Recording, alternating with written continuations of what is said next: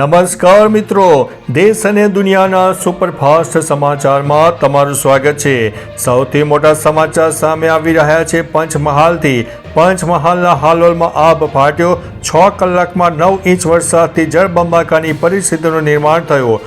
ઉમરેઠમાં પણ સાબેલાધાર જોરદાર વરસાદ જોવા મળ્યો છે।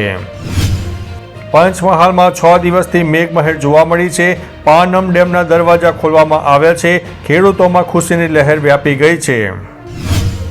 પંચમહાલ જિલ્લામાં 6 દિવસથી અવિરત વરસાદ જોવા મળ્યો। ગોધરાના શહેરામાં 2 ઇંચથી પણ વધુ વરસાદ ખાબકી ગયો। 28 ગામોને અત્યારે એલર્ટ કરી દેવામાં આવ્યા છે। ગુજરાતમાં નંબર પ્લેટના નિયમોનું ઉલ્લંઘન, સામાન્ય જનતા માટે દંડ અને વગદારોને છૂટ આપવામાં આવી રહી છે। ગોધરામાં તંત્રનું બુદ્ધિ પ્રદર્શન સામે આવ્યું છે। ડામરના બદલે રસ્તા પર ફક્ત મેટલ નાખી દેવાતા વાહન ચાલકો પરેશાન થઈ ગયા છે। પંચમહાલના પાનમ ડેમમાં પાણીની 90% આવક જોવા મળી છે। નદી કાંઠાના ગામોને એલર્ટ કરી દેવામાં આવ્યા છે। મહીસાગર જિલ્લાના કડાણા ડેમમાં જળસ્તર વધી ગયું છે। 120 મેગાવોટ વીજળીનું ઉત્પાદન પણ શરૂ કરવામાં આવ્યું છે। પંચમહાલમાં લગ્ન નોંધણીનું મોટું કૌભાંડ, ગામની વસ્તી કરતાં પણ વધુ સર્ટિફિકેટ ઇસ્યુ થતાં તપાસનો ધમધમાટ સામે આવ્યો છે। પીએમ મોદીએ ચીન સામે આતંકવાદનો મુદ્દો ઉઠાવ્યો। બંને દેશોના સંબંધોને મજબૂત બનાવવા કરી છે મોટી અપીલ। 50% ટેરિફથી તામિલનાડુને 34,000 કરોડનું નુકસાન થયું છે। નોકરીઓ ઉપર ખતરો હોવાની સીએમની મોટી કબૂલાત સામે આવી છે।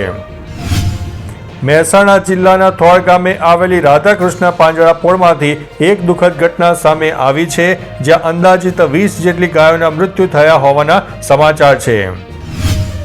અમદાવાદ પ્લેન ક્રેશની ઘટના બાદ અવારનવાર એર ઇન્ડિયાની ફ્લાઇટમાં ખામી સર્જાવાના બનાવો સામે આવ્યા છે। વધુ એક ફ્લાઇટ ટેકઓફ થયા પછી તરત તેને લેન્ડિંગ કરવામાં આવ્યું હોવાનું સામે આવ્યું છે। શિમલામાં ઈડીના દરોડાએ સૌને ચોંકાવી દીધા છે। કરોડોની મિલકત, લક્ઝરી વાહનો અને ઘરેણાં બહાર આવતા મામલો અત્યારે ચર્ચામાં જોવા મળી રહ્યો છે। અમદાવાદની સેવન્થ ડે સ્કૂલમાં એક વિદ્યાર્થીના હત્યાના મુદ્દે હાલ ચર્ચામાં છે, ત્યારે સંસ્કારી નગરી વડોદરાથી એક ચોંકાવનારા સમાચાર સામે આવ્યા છે। વાસ્તવમાં રાજ્યની શાળાઓમાં ચાલી રહેલા વિવાદોમાં હવે પાદરાની એક પ્રસિદ્ધ શાળાનું નામ પણ જોડવામાં આવ્યું છે। પાદરા સ્થિત એમબી ઠક્કર પ્રાથમિક શાળામાં શિક્ષક દ્વારા વિદ્યાર્થીઓને અપશબ્દો કહ્યાની ગંભીર ઘટના સામે આવી છે। તો ચાલો મિત્રો, ફરીથી દેશ અને દુનિયાના સુપરફાસ્ટ સમાચાર લઈને મળતા રહીશો। ત્યાં સુધી અમને રજા આપશો। નમસ્તે।